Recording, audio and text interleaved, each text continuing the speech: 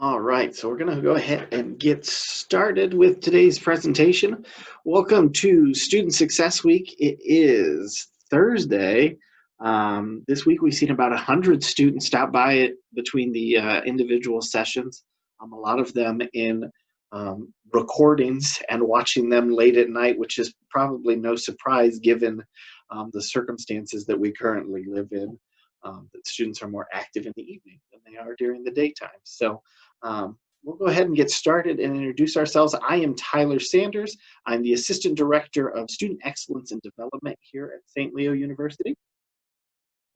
Hey y'all, I'm Mira Leaks. Most people on campus know me as Mira, and I'm the current Traditions Chair for the Student Activities Board. And we're going to be talking a little bit today about what it means and what strategies we have to being a successful student. And so just so you know, I am no longer a student. It's been a little bit since I've been a student. And so people always ask me, Tyler, why would we listen to you? What do you have to give to this presentation? I'd say what I'm going to share a lot is how I struggled with being a student, because that is where I learned the most. And it took me until about my third year of grad school to finally know how to study successfully for my own style. But I think that's the first lesson, is recognizing that we always got to be willing to change our style. The definition of insanity is doing the same thing over and over again and expecting different results. And so that is true with studying as well. I think we learned how to study in second, third grade, and we've done the same thing over and over and over again for years now. And once we get to college, maybe that doesn't work as well. And so being willing, having that courage to change, I think is a big deal. I, on the other hand, am a student. I'm a second semester junior. So I'll just be telling you all how these tips have helped me, how I'm currently using them, and just going through each one. Yeah. So you get a little bit of old student, new student. Know that social media was just starting to be a thing when I became a student. So I was talking the other day to my class about how Facebook had introduced games to the platform, like while I was in college, and we were like, "Ooh, we get to play The Price is Right and Family Feud on a computer."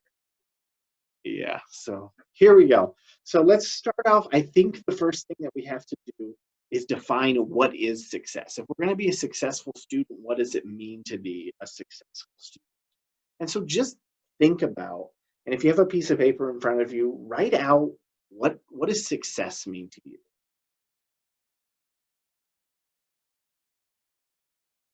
Well, while they're writing theirs down, I'll just share mine. My definition of success is just basically keeping up with my schoolwork, but also making sure that my physical and mental health are okay while I'm doing that.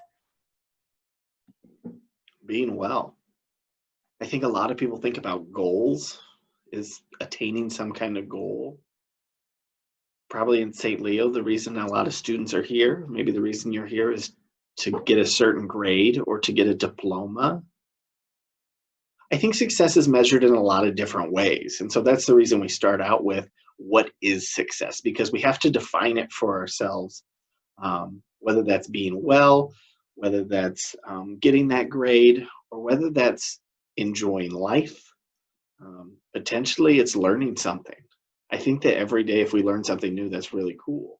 And so defining what success is going to help us to understand how do we reach that success. One of the things I would think that you want to be in defining success is that your values, you're doing something for life that matches your values. And so I always say that roots back to your major. I think a lot of students will pick a major and they're like, this is what I want to do for life. And they're like, but this doesn't align with like what I value. And so you get to that first job and you're like, oh no, what did I do? And so when you're thinking about your major, that's another one where we've got to have the courage to take a class and be like, this is not for me. And as a past student success coach, I'll tell you that a lot of students are changing their major every semester for the first couple of semesters, if not multiple times over a semester. And so you've got to be willing to do that. I know I changed. Yeah, you changed? I took education classes, I took communication classes, and I ended up a business major, and here I am working in education. So Know that your bachelor's degree is a jumping off point for where you're going next. And so always be willing to have the courage to change. But that's part of the success is following your values and doing something that you love. All right, so we've created a top 10 list of strategies I think are the most essential in being a successful student. So the first one, potentially the easiest one, is attend class. And I know that some students will struggle with that 8 a.m. class, or if you have a 7 o'clock, 7 p.m. class, attend class. We're going to class and we're present in the classroom.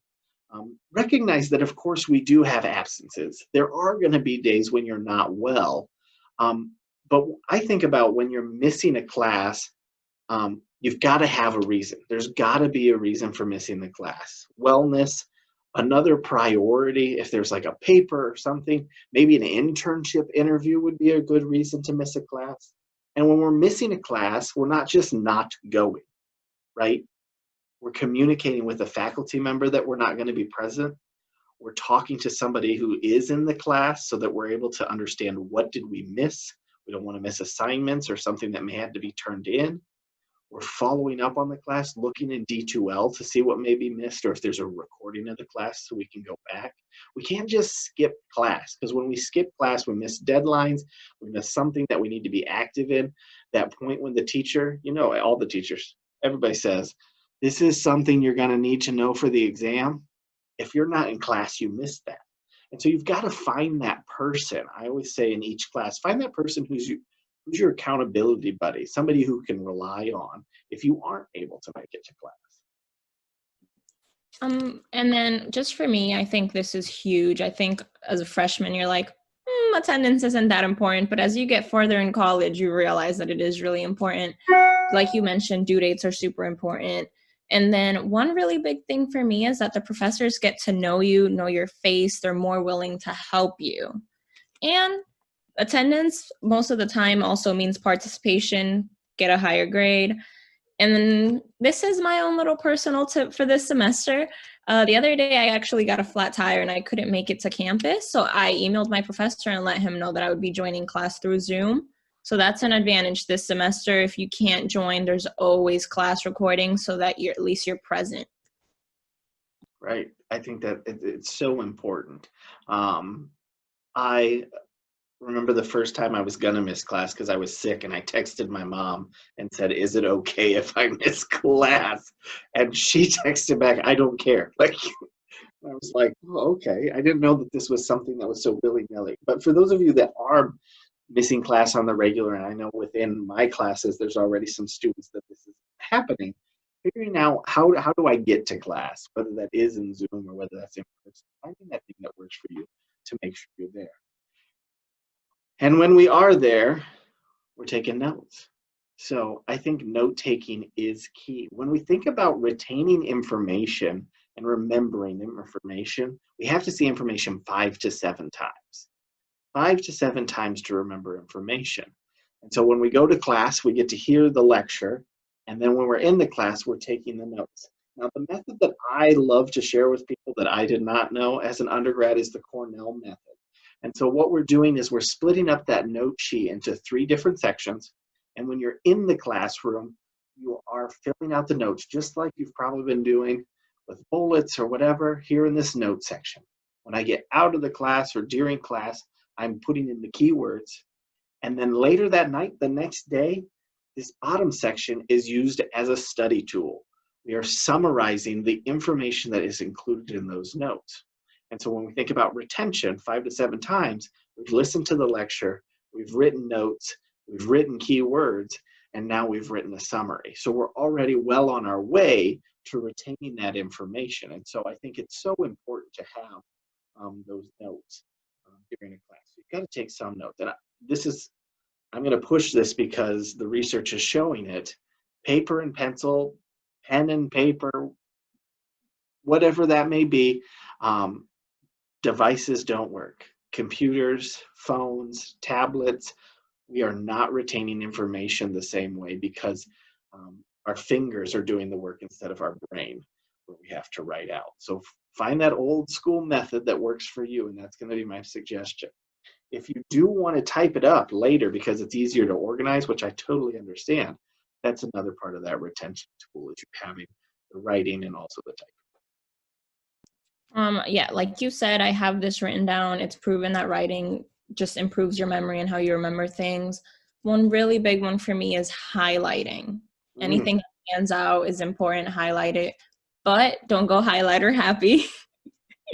Also, note cards. I literally have everything that I'm going to say written in note cards because my memory is so bad. Note cards help me so much. One other thing, don't be scared to ask your professors to repeat something if you couldn't write it down fast enough. Most of the time they won't mind, and at least you have your notes written down. Learn to abbreviate and shorten things. Don't mm. write anything down. It's going to take you forever. Abbreviate words that you know you're going to remember. Always bring a pencil, should be a given, but we forget sometimes. And just a personal note, sometimes I see questions on a test that I remember the professor talking about, but I didn't write it down because I was either being lazy or something, and I regret it because I don't remember it. Yeah. So notes are just super important. Yeah. I think the highlighter happy thing is a good one because, and the personal story I have to share on this one is I started to dive into the Bible, and I'm reading like 10 pages in, and I look back and I've just like highlighted I was like, all of this was important.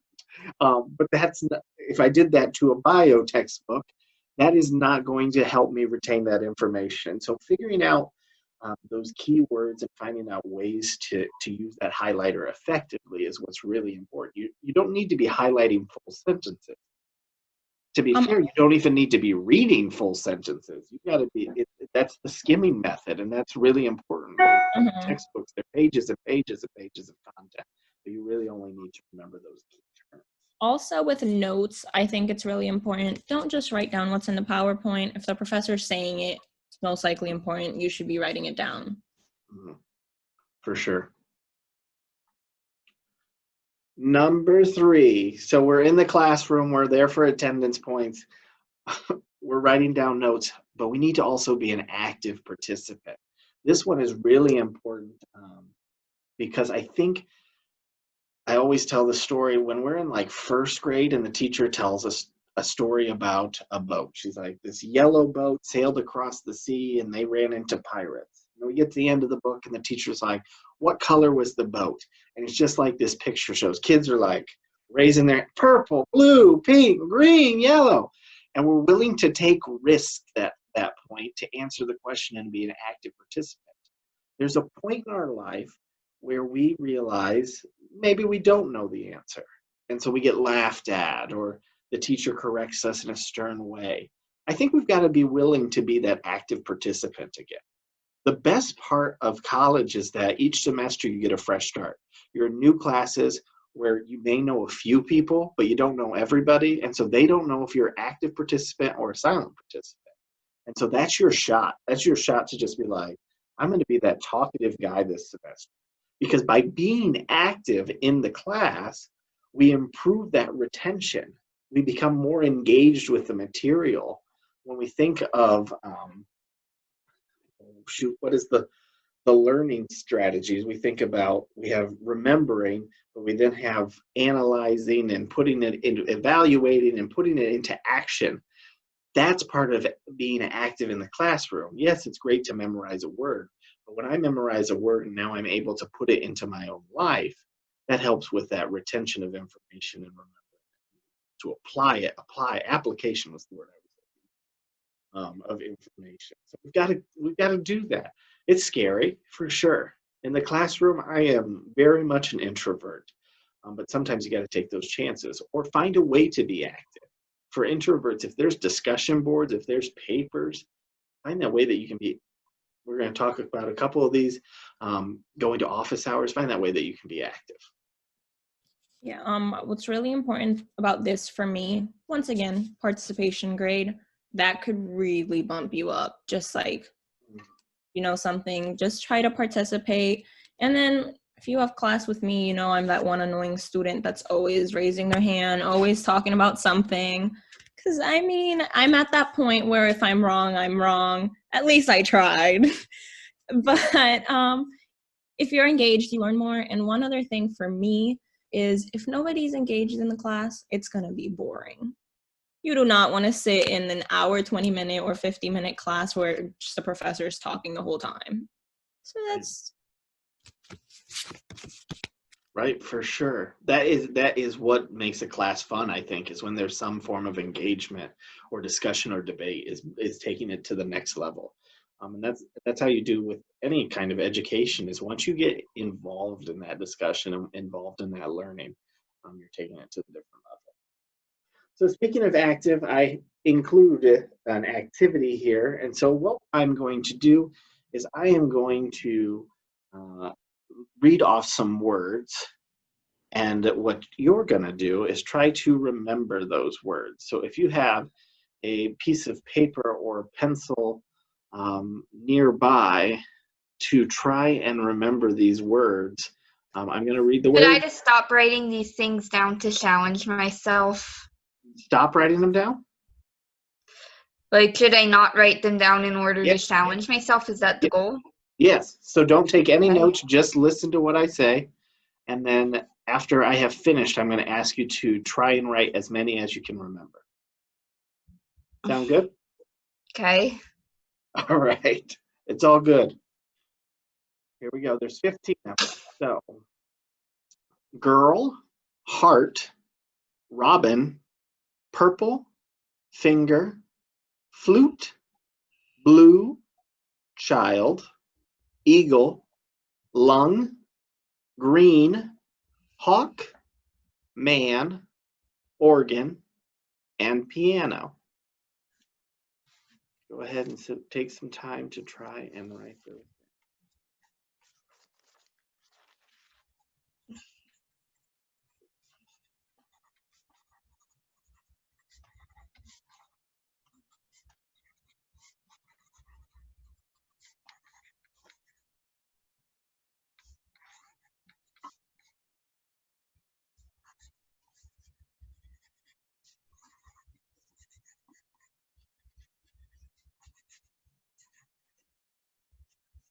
I remember like 9 of them. Organ, 9 of piano, them. girl, heart, robin, blue, child, eagle, purple. Awesome. Okay, so let's see here. Yes, I have them typed now. So I'm going to tell you that is really good. Most of our students will end up being right around 6 or 7 for that first round. So good job on memorizing. Thanks.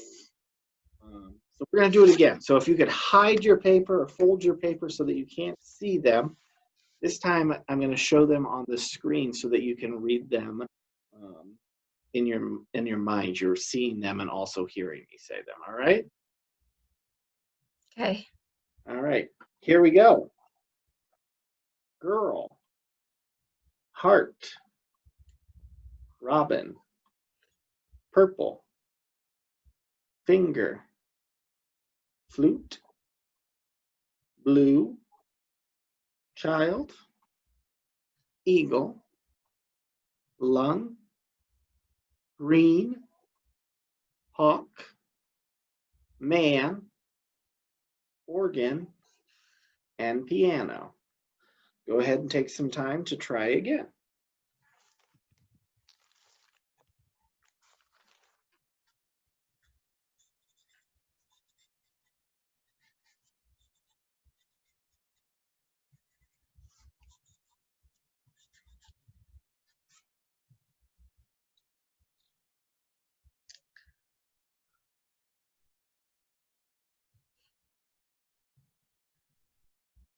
I caught like 3 new ones. 3 new ones. All right, so we're getting close. We're at the 9, not 9 plus 3, we're at 12. So I would say this is usually when people get to 9 or 10. So you're still ahead of the rest of the pack. Let's try one more time. Well, not one more time. We're going to try again. Let's try again. And so go ahead and flip it to a different page or hide those words, however you want to do it. And this time I'm going to show you a picture. All right. So this time I'm going to show you a order of the different items. So here we go. Green, oh, girl, heart, robin, purple, finger, flute, blue, child, eagle, lung, green, hawk, man, organ, and piano. Go ahead and do it again.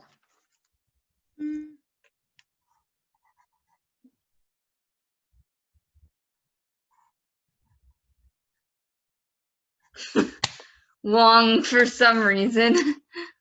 You're missing one? I caught long. Okay. All right. So just for those that are watching the recording later, you should be around 12 at this point. 12 or 13 is usually the average at this point. So what is the trick? Is there a trick? Do you know? Do I have a memorization trick? No. For this specific thing? Trying to remember the words.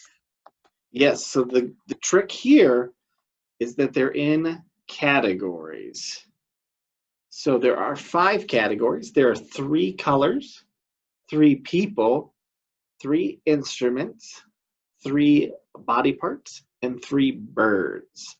And so if we try to put them into these categories, we'll recognize that we need to have 3 from each. And so that's going to help us with that little bit of memorization for those last few that we aren't able to get to yet. So let's try it again. If you have a blank sheet of paper, this is your time to shine. So for those of you listening at home, take the blank sheet of paper and now let me read these words. First, we have our colors. We have green, blue, and purple. We have our people, the man, a girl, and a child. We have our instruments, the piano, the flute, the organ, which leads us into our body parts, the heart, the lung, and the finger. And finally, the birds, eagle, hawk, and robin. Go ahead and try to remember them now.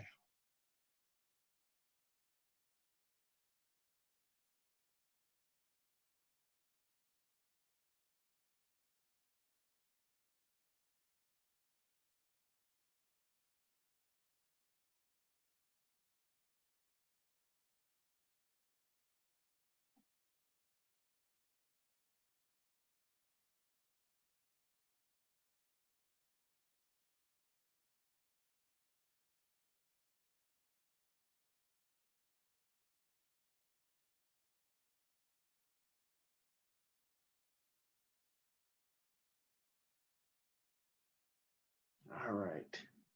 So at this point, most people will get 14 or 15. So they're very close to 100%. And so why is that? Why does it work out that we're able to improve our score? And I know it's just basic because it's just Tyler reading them.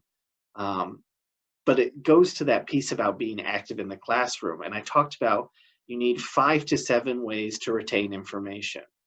Well, we just did that in this activity. The first time I was lecturing, right? I read off the words. So you heard a lecture. That time when you took the test while I was lecturing, that was you taking notes from my lecture, trying to retain that information. You listened back to my lecture.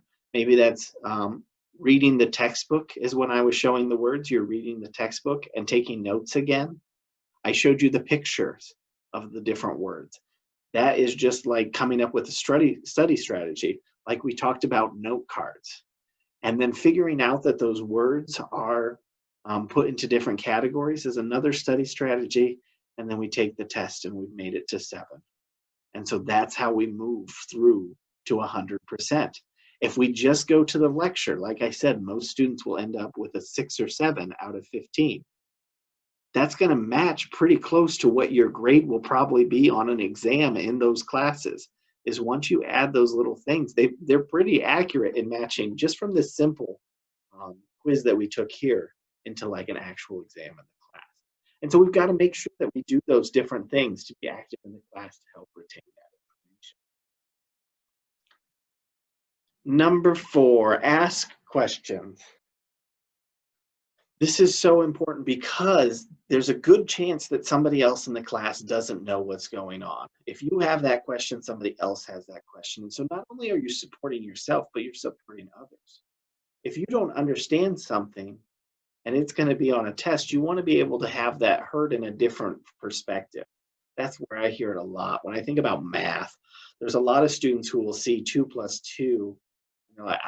I get that it's 4, but can you write that out? And so drawing a picture or changing it into bananas or whatever that may be, it's the same thing with any other topic. We've got to be willing to ask those questions of the faculty members so that they're able to share that in a different way.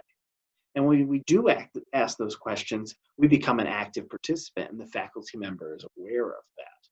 So it's the same thing. I think back freshman year, I had a history class, History 150. And in that class, he would give a study guide. And each test, I would have 2 or 3 words that I did not understand. I was like, I haven't seen this in the lecture. I haven't seen this in the textbook. What am I supposed to know for the test? And so I went ahead and reached out to him. I was like, hey, Dr. Marshall, what is on this exam? What do these 2 words mean? And he would reach out, or I'd go to office hours and he'd explain exactly what he was looking for. So I ask those questions every exam. And we get to the final, I take the final, and something that I value and I think is really important is recognizing the people that have impacted your life. And so at the final class, I always shook the professor's hand and thanked them for their time. And then when I got back to my room, I would write a thank you email. I'd just be like, thank you for putting time into my scholarly pursuits. I would always mention like my favorite lecture. I'd be like, I really enjoyed the time that you did that monologue from the Civil War. It was really cool. It really engaged me or was impactful to my academic prowess this year.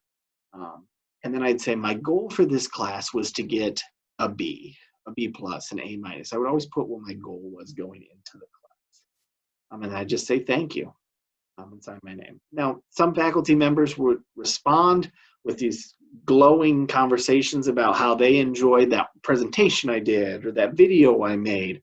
Others would completely ignore it.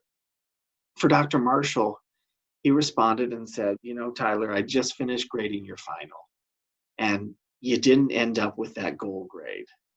But because I knew you were active and because you came and talked and asked questions every test, I'm going to go ahead and give you that grade. Now, note, not every faculty member is going to give you a grade that you're off by 2 or 3 points for.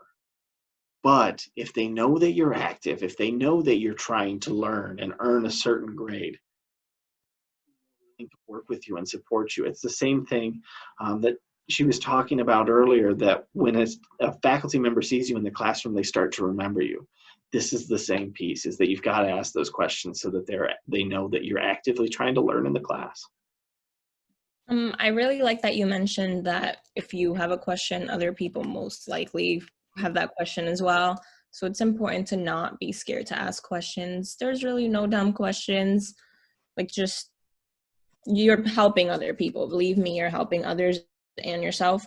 It's also really important when you get the answer to your question, write it down in your notes. Don't just get the answer and let it be go to the back of your mind. Write it down in your notes so that you have that available. And also, one strategy that I really like is reading the chapters in the book before class so that I have questions based on the reading to ask my professors. That way they know that you read and you get better understanding of what you read.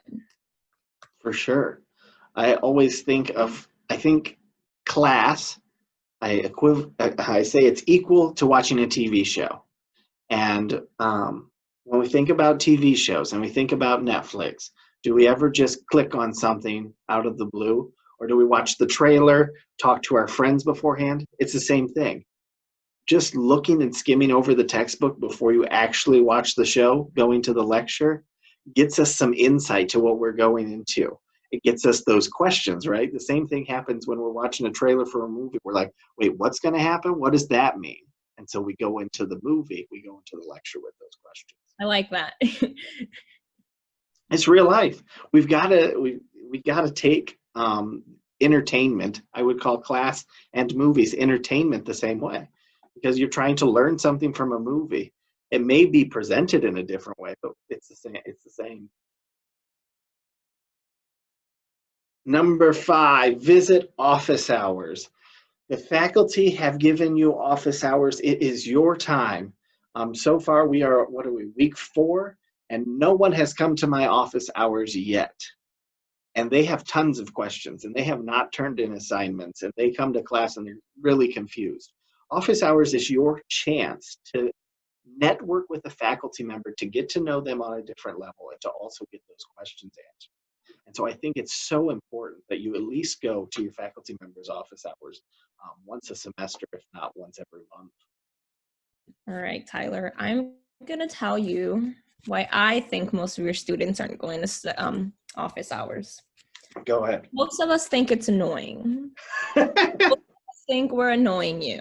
Yeah. I used to think that, but then I had to realize, and I wish that everybody could realize that office hours are there for a reason. That's their job. It's also really important to know that a professor can't slow down their entire lesson because of you. So if you're really confused or behind on something, you need to go to office hours and get that straightened out. Your grades are going to be so much better. Assignment grades are going to be so much better.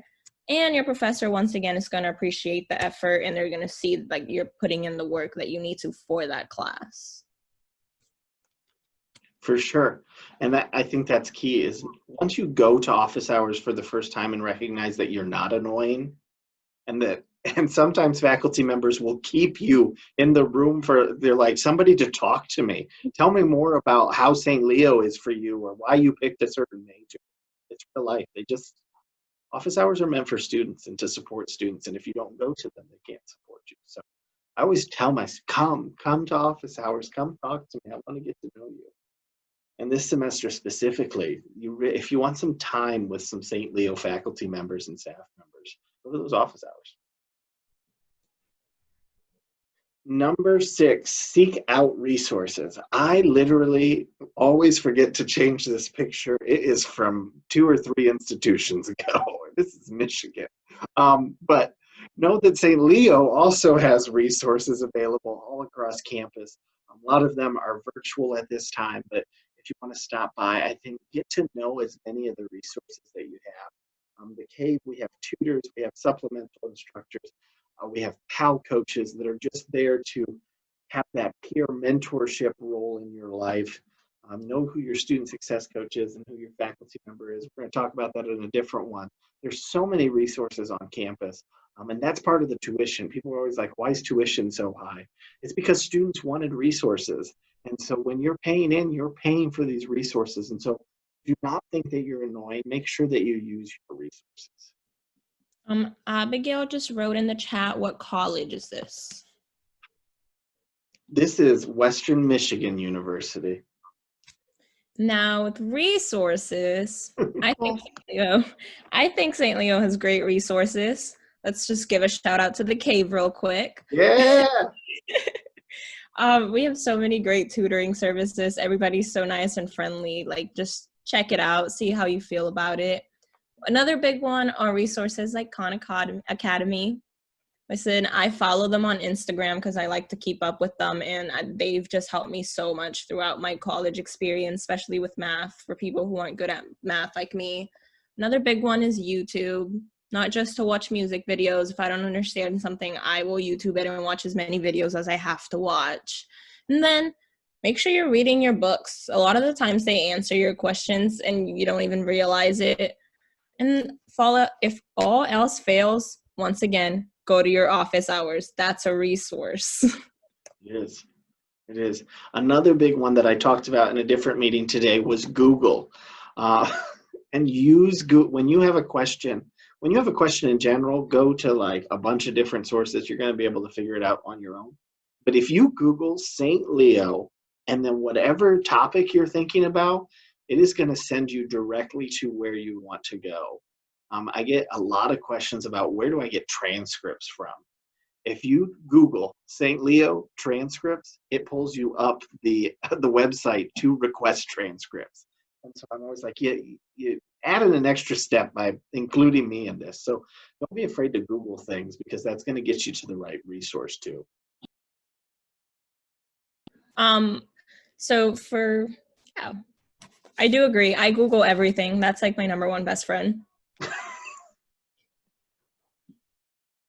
Number 7, meet with your student success coach and faculty advisor. And this is a good spot to stop and say, what is the difference between a student success coach and a faculty advisor? A student success coach is that person that you interacted with when you first got to St. Leo. They probably helped you to build your schedule or built your schedule with you or on their own and asked you for edits, whatever that may be. They're there to answer questions in the beginning, and they're there throughout your 4-year career to help you with classes, add drop, talk about what resources are available on campus, and kind of act as that. Now the difference is the faculty. Is that Rob the faculty advisor for the whole campus? So the faculty advisor and the success coach are different. Right. Mine is not Ed. Your faculty advisor or your success coach? My student success coach isn't Ed. I have a major specific student success coach. Everyone does, I think.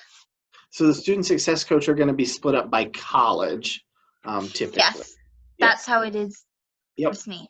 And so the student success coach is by college, and your faculty advisor is going to be in your program and major.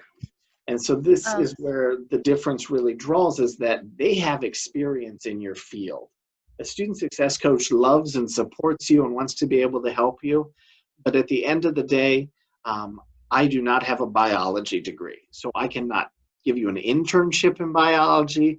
I barely understand the basic concepts of biology, whereas your faculty advisor has most likely worked in the biology field, knows of internships available, knows of research available, maybe working on research at this point, and you can work with them. And so that's where the difference falls. If you really want to talk about something within your program, you want to talk to your faculty advisor. And that is on your academic evaluation, if that's where that person's name will be. For me, my coach and advisors have been just really great and a lot of help. They've helped me make a lot of decisions, anything that I might need. Just a little personal story was that last semester I went to my faculty advisor and I was like, what do I have to look forward to in my classes in the upcoming semester? What should I do to prepare? And he actually explained to me that like I needed a whole research assignment for one of my classes. So I got a head start on that, and I wouldn't have known that without talking to my advisor. And another story, this I haven't heard happen at St. Leo, thank God. But I know a lot of people who thought they were graduating, but actually weren't graduating in time because they weren't communicating with their advisor. So it's important to be on top of those credits and talk to your advisor about your graduation time. Mm-hmm. And your student success coach can also review your credits too. But like you said, the student success coach has not taken those classes, did not teach those classes, where a faculty advisor is teaching those classes and knows that curriculum so well. Number 8, plan.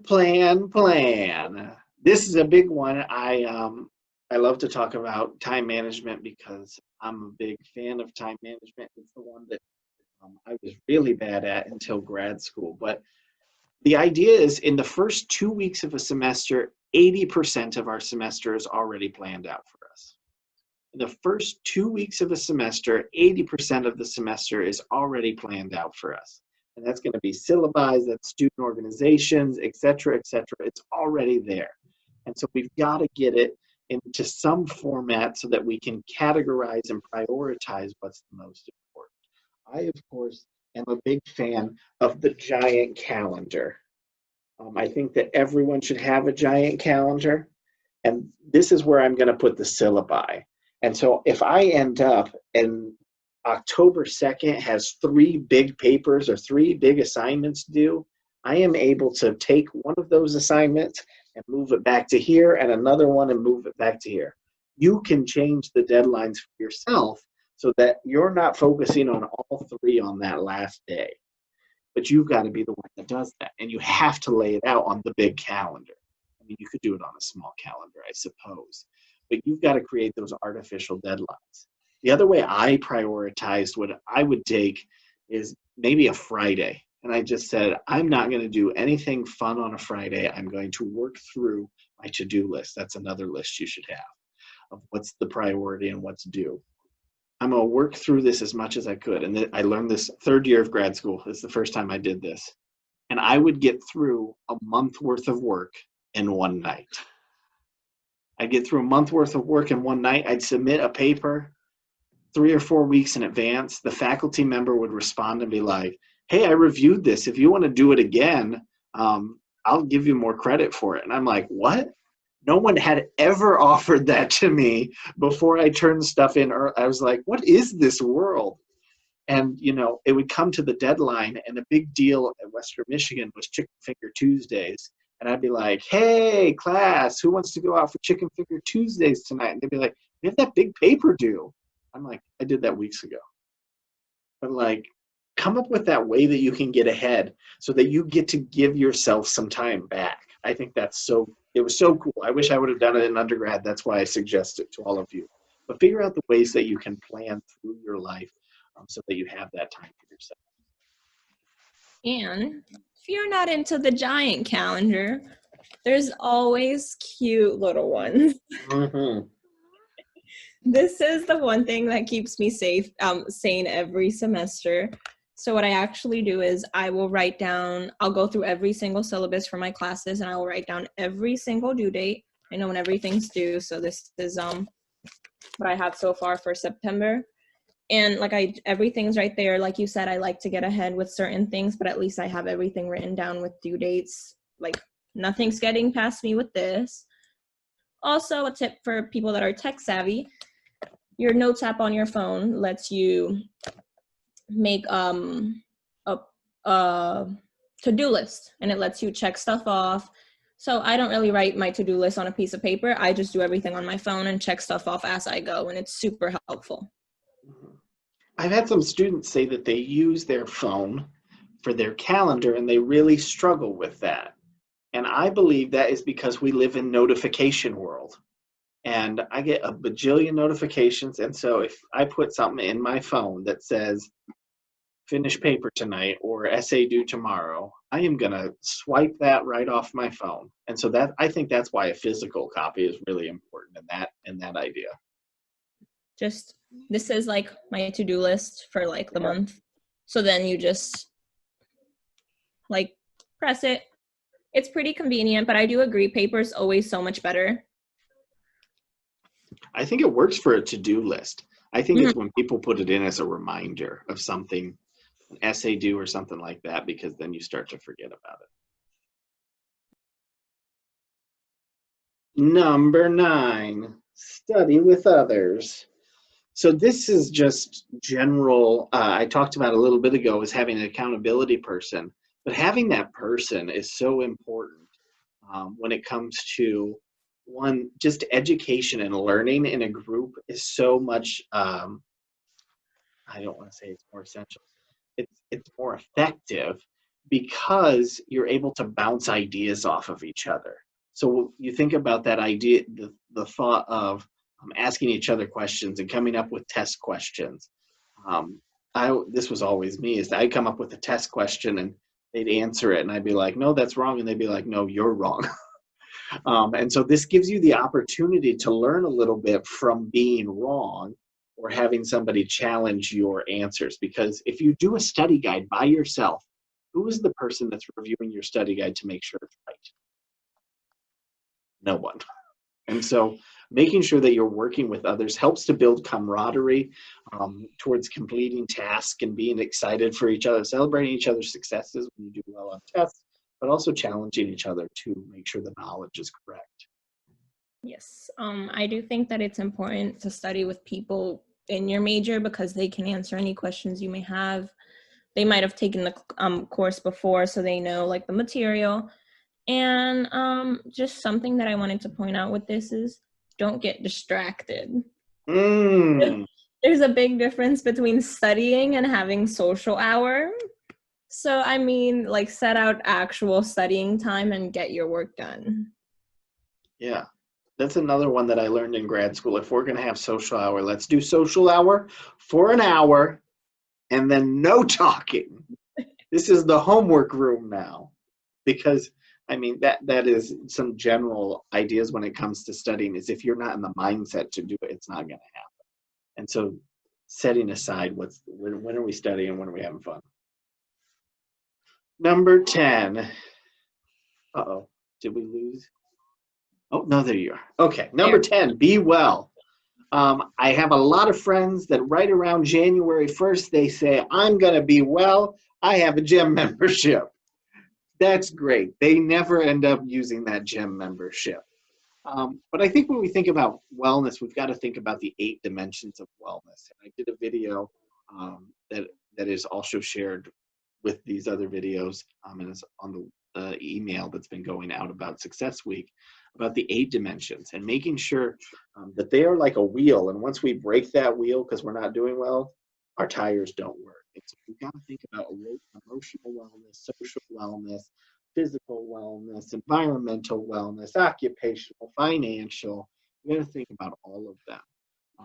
While we do think about physical and making sure we get enough water and sleeping for 7 to 9 hours, et cetera, really think about, am I well and how can you improve your well-being and focus on each of the 8 areas on a regular basis. I do think that if you're not well, you're not doing your best work. You're not turning in your best work. Emotional health is so important, especially in college. We're far from home.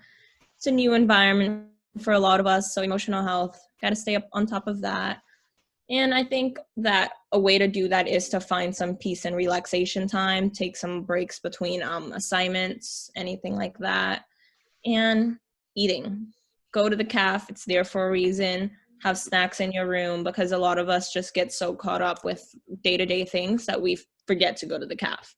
So we need to get on that. For sure. Like I said, there's a whole presentation on wellness if you want to go check that out, and I talk through each of those areas. So that is the end of our presentation. So thank you for spending time with us. For those of you in the virtual world, my email is tyler.sanders@stleo.edu. I'm miralix.balestier@stleo.edu. You could find that on the CAB Instagram page if you want.